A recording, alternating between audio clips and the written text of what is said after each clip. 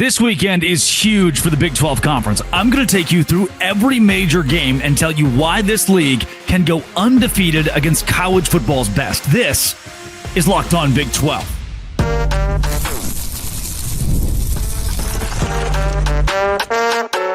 You are Locked On Big 12, your daily podcast on the Big 12 Conference. Part of the Locked On Podcast Network, your team every day. Happy Wednesday, everybody. Welcome into Locked On Big 12. I'm Drake Toll from America's #1 Big 12 podcast, Locked On Big 12. Thank you for making this show your first listen every single day. We will start. Utah is going to blow out UCLA. That may be the least worried that I am about a game this weekend. Then Colorado can shock the team that I have winning the ACC championship, Georgia Tech. Here's how they'll do it. And TCU, maybe even more confident than I am in Utah over UCLA. TCU against Bill Belichick and Bill Belichick's son. Whoa, scary. This is not going to be good for the UNC Tar Heels. The first and the last are pretty easy to walk you through. That Colorado one takes a little more unpacking.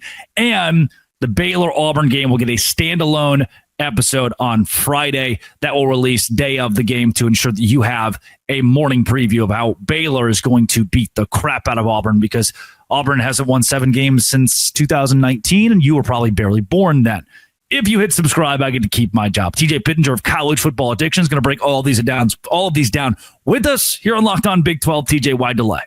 But a couple of Big 12 games last week. We get the whole onslaught this week. Let's get started, man. Where are we going first? Yeah, let's take it to Utah and UCLA. I think that is a game that I circle as one of the most intriguing that fewer and fewer people have talked about this offseason. And it's one that carries the storyline of Nico Iamaleava making his first start as the quarterback at UCLA and making a pretty bad start as his first one in LA, because the Utah defense is one of the best, not just in the Big 12, but in my opinion, in the country. TJ, I'm looking at the analytics right now. Utah ranks 10th at the quarterback spot, 9th at the running back spot, 14th and their wide receiver core in the Big 12 alone. That's not great, but number 1 offensive line in the conference, number 4 defensive line, number 2 linebackers, number 2 DBs, all of that per Pick 6 previews. This is one of the best defenses, again, not just in the Big 12, but in the entire country. I look across the nation at UCLA, and I don't see a team that Utah, or really anybody in the Big 12, should be afraid of. They don't carry much that I am worried about, and Nico Iamaleava is not going to change that. Per Pick 6 previews, this is a UCLA team that should finish 13th in the Big 10, right up there with Rutgers, and they have the 14th best running back room, 14th best wide receivers and tight ends room. And here's where things really get ugly. Their rankings at offensive line, 15th in the Big 10, 15th on the defensive line. Their trenches just aren't good. Utah has predicated itself on trench warfare. And when that push comes to that shove in this game, I just don't think in an old Pac-12 matchup, UCLA has the chops to keep up with a Utah team that might not have the best quarterback in the world, might need a little help with the skill positions. But if Utah scores 24, UCLA's done.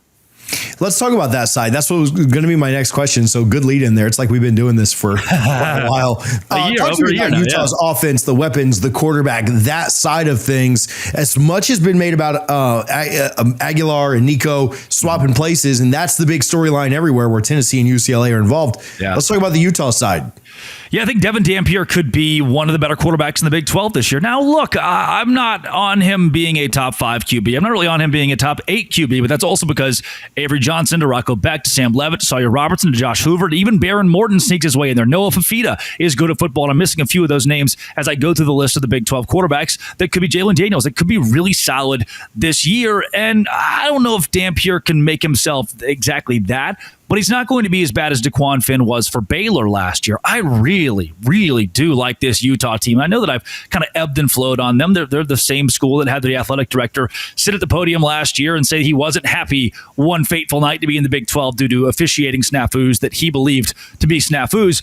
I'm not going to hold that against the Utah squad that still has Kyle Whittingham, that returns a good portion of defense, and if they're healthy this year, could win a lot of football games. You're bringing in a new offensive coordinator and back a new quarterback in Dampier, and maybe that goes your way with no Brant Keithy, with no Cam Rising. Those guys are gone, but this is a new era. You can turn the page a little bit if you're a Utah offense, and I don't think that is the worst thing in the world. In 2024, Kyle Whittingham said, right now I'm in the twilight zone. It's been the most difficult year of my coaching career. Hands down, not even close. But he came back for year number 21. He's the old-fashioned, as Pick Six Previews puts it, run the ball, stop the run. And when Utah does that against UCLA, they're going to be fine. This is a very solid Utah run scheme. They weren't great offensively last year. They made a change at the offensive coordinator spot. The defense is going to carry them. And if they have a halfway decent quarterback, they're a 9-win team. What is the one thing that Utah should be the most concerned about in this game when they look at the matchup with UCLA? Yeah, if Nico Iamaleava comes out and is just pissed off, if he comes out as the SEC reject, in essence, Tennessee said they didn't want to pay him the money that he was asking for. If he comes out pissed off and it works in his favor, that could be a problem. Because if we remember some of his best games at Tennessee, there's a reason he's a household name in college football for those that vaguely follow it. Number one, his name's hard to say.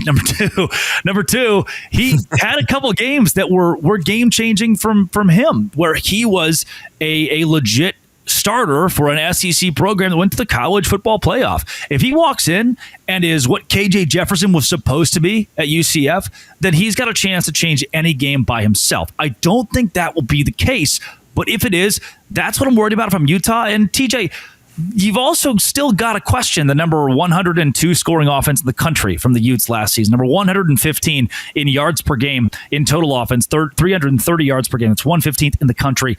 Those numbers aren't good. They were 98th running the football, 98th passing the football. I don't think that just goes away overnight. You can't just change that overnight. The offensive line is better.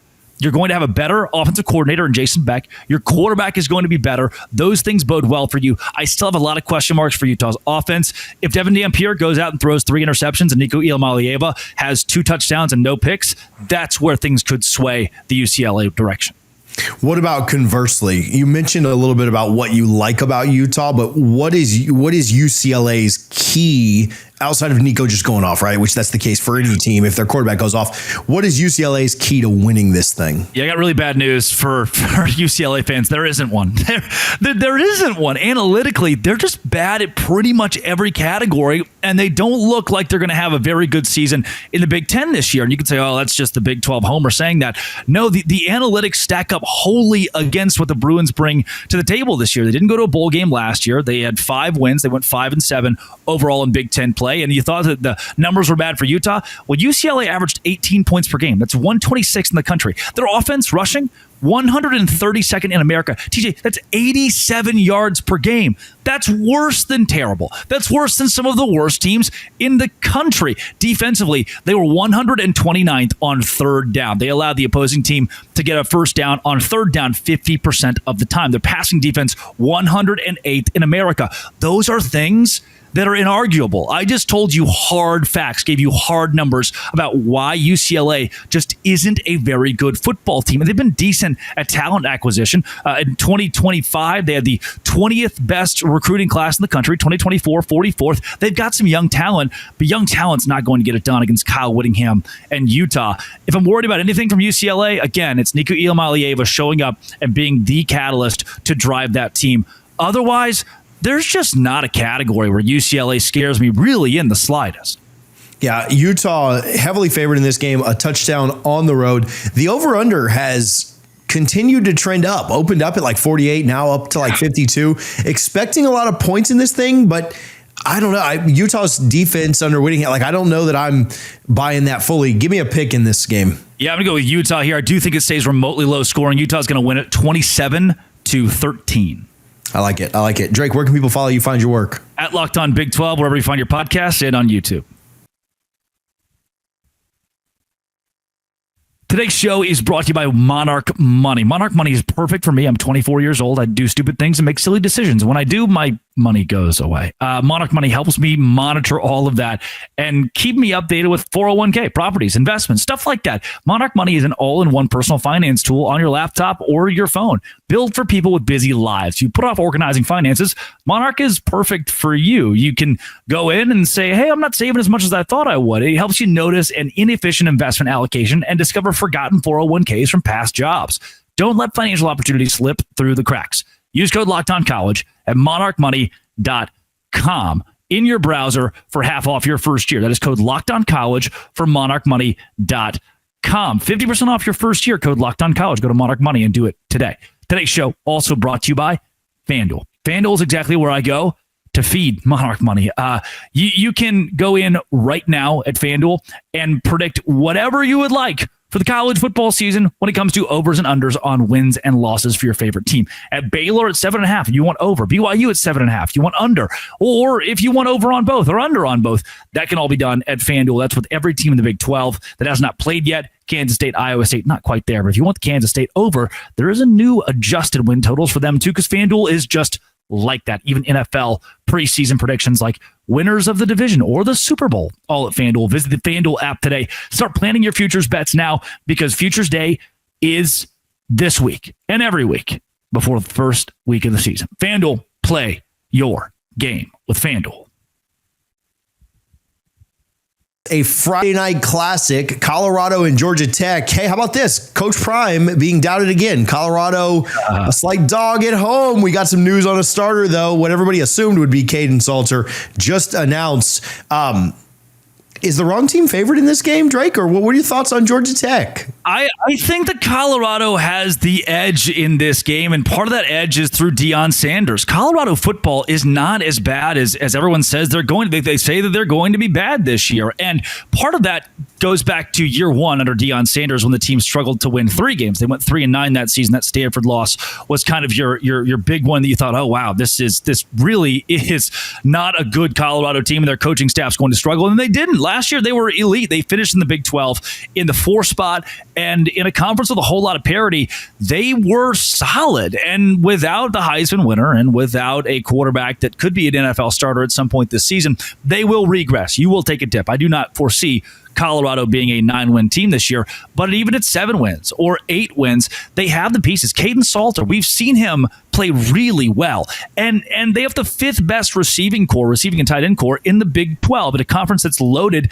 at the skill positions. Their offensive line is going to need work again. They're arguably the best roster still on paper, Colorado and Texas Tech. If you ask 24/7 which teams in the Big 12 carry the most Jimmies and Joes, it would be Colorado and Texas Tech, but it's a matter of how they're placed together. And Deion Sanders showcased last year he can do that. He can win 9 games. He showcased he can build a staff of former NFL legends that can help Colorado be at the top of the Big 12 and vie for a conference championship even in years where they're doubted. They were doubted last season, and they were still right up there with contention for Arlington during the last week of the season. They have enough dangerous pieces from the wide receiver room to the quarterback room, where if Caden Salter goes down, Juju, the 5-star freshman, could be a star within himself. And their defensive line is top half of the Big 12. Their defensive backfield is top half of the Big 12 because, again, the athletes are there. The horses are in the stable. I think Jordan Seaton, their offensive lineman, is one of the better in the Big 12. Xavier Hill, the exact same thing. They have bolstered that front, and that's going to give Georgia Tech a whole lot of issues. I look at DJ McKinney in the defensive backfield for Colorado as a guy to watch this year. They are more formidable than most people expect, and I do believe they'll give Georgia Tech not just a run for their money, but I think they'll give Georgia Tech an L.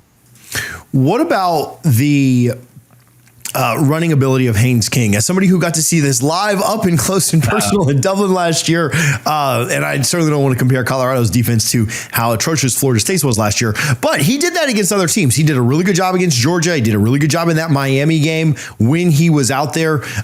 He's got some pretty good ability with his wheels. Talk to me about Colorado being able to defend against that, because truly one of the toughest things in college football is defending a quarterback who can beat you with his legs. Yeah, let's not kid ourselves here. Haynes King is a very good quarterback, if not elite. That may be the word to describe him. And I have him as the number 1 QB in the ACC. I actually have Georgia Tech in my preseason ACC championship game. I believe they could win the conference outright and maybe go to the college football playoff. Jamal Haynes, their running back, is very good. Eric Rivers, Malik Rutherford, wide receivers that will be stalwarts for Georgia Tech this season. I don't hate this Georgia Tech team at all. The reason I'm picking Colorado has less to do with Georgia Tech than it does just the elite nature of what Colorado can bring back and the elite nature of their roster. Again, on paper, if we just ask 24/7, ESPN, their transfer portal or high school recruiting rankings, which of these teams is more elite? It's Colorado by a long shot. So while Haynes King is wily and Jamal Haynes, they're wily guys, I don't foresee Georgia Tech having the roster capabilities to go toe-to-toe with the Colorado and really get it done. Now, again, I think Georgia Tech could be a 10-win team. I think Georgia Tech could be a 9-win team, 10-win team, and be at the top of the ACC this season. Does it happen right now? What this spells to me, TJ, it reminds me a lot of the Baylor team. This is a weird comparison, but it reminds me of the Baylor team coming into 2023. They were exiting a Sugar Bowl win against Ole Miss where they dominated. Really good defense, solid quarterback play from both Gary Bohannon and Blake Shapen. The expectation was that Baylor, with 8 home games that year as well, that Baylor would end up 10-2, 9-3 at worst. That seemed like the floor. That Baylor squad went 3-9. The expectation was too much. They grew too fast under Dave Aranda in year number 3. I'm kind of worried Georgia Tech will get the same bug, not to the detriment of Baylor where they were 3-9, but at least to ebb and flow a bit where the early season struggles are there for the Yellow Jackets. If this game was in Atlanta, I do think I would view it a little bit differently. But how tough do you think it'll be for Georgia Tech? This second year in a row, they've had a big travel, obviously Dublin being tougher, but a big travel to open things up. I think Folsom Field could be one of the more underrated places to have to go and play, especially with the prime effect, right? 10 years ago, maybe we view that differently. No shot at Buffs fans. But right now, that place is a circus in the best way possible, and it's the worst way possible for opposing teams to come into play. Yeah, can I remind you, TJ, last season, Virginia Tech was not very good. These teams have this in common. Syracuse, Virginia Tech, Vanderbilt, they weren't elite teams we were looking at and saying, man, they're really good. They all beat Georgia Tech. This is still a team that struggled last season. They only won 7 games. They lost their bowl game to Vanderbilt. The Virginia Tech loss wasn't great either. Those are schools that you would expect to beat, and they weren't able to do that. That's why I believe those were home games against Syracuse, Louisville, Virginia Tech that they lost in a neutral site against Vanderbilt. This is a squad that now has to go on the road to Folsom Field. Like you said, it's one of the tougher places to play in really the Big 12, and it's more underrated across college football. But Georgia Tech did not win a true road game that I could find on their season schedule last season against a Power 5 opponent. And so that's where I think a school that was 61st in scoring offense last year, 76th in points per play, they were 54th in passing offense and 72nd in scoring defense in the country. They don't scare me as much as they do a lot of people across the country. Again, you mentioned it. They had they had to go to Ireland. They got a win against Florida State team that ended up not being as expected, and now they have to go across the country to Folsom Field. Easier trip than going to Dublin, but not an easy trip whatsoever for a team and a school that just didn't grade that well last season and only won 7 games. America loves them. They're the darling. Everybody wants to see Georgia Tech win, but may I remind you, we all remember that 9-win team. No, they won 7 games. Let's pump the brakes a little bit. The thing that I think will be most key is if Colorado can stop the run. Haynes King is a really good thrower of the ball. Don't get me wrong. But if Colorado can stop the run, I really like them in this matchup. If they can't, because Georgia Tech does run the ball very effectively, I think Brent Key has done a great job of building that offensive line to run block. They've got good runners. They've got a good running quarterback. If Georgia Tech can make them one-dimensional and keep them out of 3rd and short. I talked with Jay over at Unfair and the Primetime for College Football about this a little bit. Georgia Tech does a really good job of shortening the game. And if they do that to Colorado, that makes it tough because your defense is on the field for longer. They're slow, methodical. They're not taking deep shots down the field. But if they can limit the run, if they can keep them in 3rd and long, I really like Colorado here. To me, that is the biggest matchup in the game. Yeah, I think so too. And that's where I believe Colorado could have an advantage. And ultimately, Colorado, if they stop the run, I don't have a ton of faith in Haynes King to throw the ball. Told you 72nd in America in passing offense last year. I don't think that part is going to change for Georgia Tech. If Colorado can sell out against the run with a pretty good defensive line, they've got a shot. Score prediction on this one. Yeah, give me Colorado winning this game, and I think that they can tick the offense up a little bit more than most expect. 34-27, touchdown game, couple field goals back and forth. Colorado wins at home. Should be a thriller on Friday night. Locked on Big 12, College Football Addiction. Make sure you hit subscribe on both. Appreciate you, Drake. Yeah.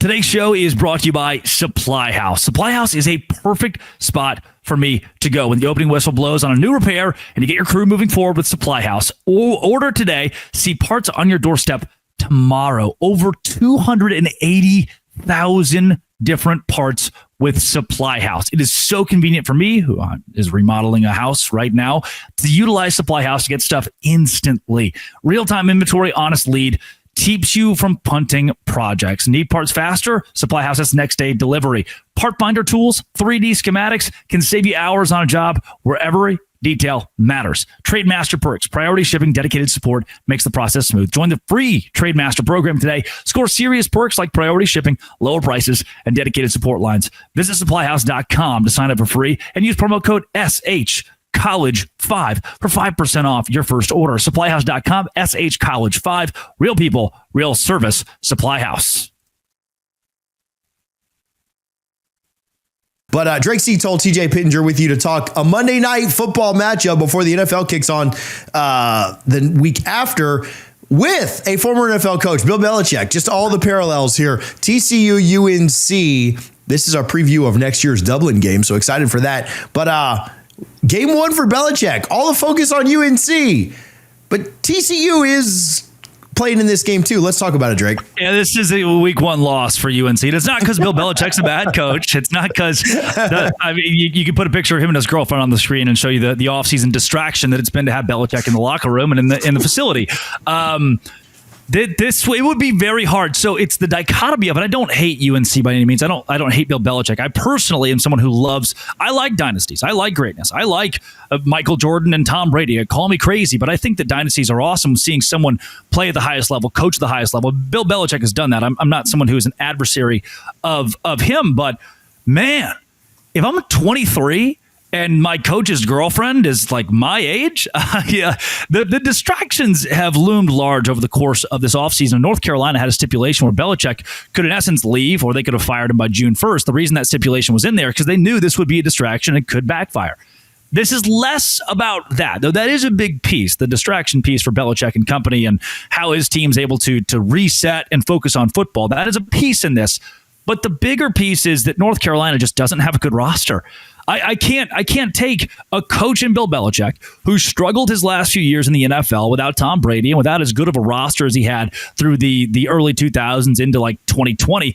And then once his roster was depleted, it went from, oh, wow, he's an elite coach with, scrappy talent to, man, when he only has scrappy talent, he struggles to win. He becomes mortal. 13th best quarterback room in the ACC. That is according to Pick Six previews, and they're facing Josh Hoover. The 10th best running back room in the conference. The 12th, that's 17 teams. The 12th best wide receiver tight end room. And the only area per Pick Six previews after the transfer portal and after additions out of the high school ranks where they are the top half of the ACC is their linebacking core, and that's 7th out of those 17 teams. North Carolina just doesn't have the horses in the stable. I think Bryce Yates or Thaddeus Dixon could be formidable on their defense, but I don't see them being elite necessarily. I don't see a single offensive player that I would put in my preseason all ACC team.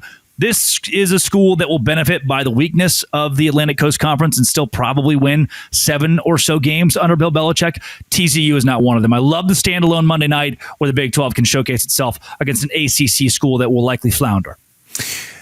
TCU going on the road as a favorite. I do think that's interesting, though. ESPN has this as like 59-41, so not necessarily predicting a blowout by any means. Is there concern about TCU going on the road with this matchup? No. I wish that I had a real good, wow, what a great analyst answer. But when's the last time you heard anybody go, oh, shoot, we got to go to Chapel Hill this week? Yeah, in basketball, no doubt. You're right. That's going to be really tough to play in the Dean Dome. In football, and look, there are schools that will win this season have the same problem. Miami, they're not known for a great atmosphere, and they're probably not going to have one. I think that a school like Baylor or a school like TCU could be the top of the Big 12 without a great home field environment. So it's not that UNC should be docked by that by any means, but if TCU was going on the road in week 1 to play in Death Valley, either of the Death Valleys, or to play in the Shoe, or to play in the Big House, or even to play in a couple of those SEC venues like Knoxville that may not get the pomp and circumstance of being top 5 in the country, that's where this would be an issue. I don't fear TCU. I don't fear for TCU being on the road here. TCU, one of the hotter programs to finish the year last year. I think won 6 of their last 7 after dropping 3 of 4. But because there was so much chaos in the Big 12 and teams jockeying for the Big 12 champion, TCU almost gets forgotten about, but they had a really nice finish to the year. Do you expect them to kind of carry that over into this? And what's two-parter? What do you think they're able to exploit the most against UNC? Yeah, I think TCU is going to be just fine here, and I think they carry over that momentum. You mentioned they had a kind of a rough go at things at times. Their losses to SMU and Baylor make sense. Those were both pretty good teams. They also lost to UCF and Houston. Those don't. UCF ended up effectively firing Gus Malzahn. He left, but come on. And then Houston, I believe they'll utilize that TCU win to showcase it wasn't a fluke. They're going to be a pretty good Big 12 team this year, but the Horned Frogs slipped up to some schools you didn't expect last year, but they also beat Texas Tech. They beat Utah. They beat Kansas. Those teams were solid at times, at the very least. And for their season last year, you mentioned it, TJ. They were winning. That Utah win, Texas Tech. There was that Baylor loss kind of in the middle of it, but they ended up with 6 of the last 7 games being W's after a brutal start to their year. And now Josh Hoover takes his offense all over again. The rushing offense was 114th in America last year at 114 yards per game. That is not good. Scoring offense, though, 25th in the country overall, because the passing game was 8th in the nation. We keep saying, maybe, Josh Hoover could be elite. 8th in the country in passing offense last year, 21st in yards per attempt. He was almost incapable of being sacked last year. And if the TCU defense steps it up just a little bit, they're going to carry that momentum into this year. They were 23rd themselves against the pass. So that's a really good spot to hone in. When you are top 10 in the country throwing the football, top 25 in stopping the opposing team from throwing the football, here's what that spells, TJ. It says that I'm throwing effectively, meaning I'm scoring at a faster rate. You cannot throw. So the second that I get up by 14 against you and you can't pass, you have to run the ball, that clock is ticking and it works to an extreme disadvantage against your opponents. That's where TCU can carry that momentum into this game. Love a two-part question here because I'll tell you, I'm not worried at all about what TCU's got this year. I think the Big 12 has enough parity that they won't finish with 10 wins, but they're comfortably in that 8 or 9 win range, and they were 28th overall offensively in opponent-adjusted per play rankings, and they were 23rd defensively in the country. All this per Pick Six Previews, the best preseason magazine in all of college football. Very much like what I'm seeing out of TCU in their fall camp. Yeah, it really feels like they could run up the score here against UNC. And not just UNC, really run up the score a lot this year. They scored a lot of points. They lost a lot of shootouts. I mean, I remember back, that SMU game had 4,000 points scored in it. Defensive touchdowns, everything else going on in that one. But, man, they never stopped firing. I mean, they absolutely brought the points. And I'm interested to see if Belichick has some wrinkles that he can pull out. It's a Monday night. You're making your debut. I'm sure he'll throw everything he can at this. I'm kind of with you. I don't know if it'll be enough. And I'm not enough of an ACC homer to really care. It doesn't bother me if they drop this. The content's really good either way when Belichick does anything. So give me a score on this one. Yeah, I think TCU continues those high-scoring ways. The UNC defense is not my worry as much as their offense, but that's going to be a problem where UNC cannot establish the passing game, and I don't see a lot out of the running game that's elite. TCU, as long as their front 5 on offense does their job, will score into the 40s in this game. This is a 44-24 win for TCU on the road, and Monday, Monday, but especially Tuesday, the day after the game, we're all going to be talking about how Bill Belichick may not be able to get it done at UNC. And again, I still think they win probably 7, maybe 8 games this year in ACC play, but TCU is not no ACC schmuck. They're going to be a really strong proponent of the Big 12 this year. Make sure if you watch this, you go find Drake on Locked On Big 12. Do not comment hate on my video, ACC or UNC fans. Go do that on Drake's. Numbers, TJ. They're numbers.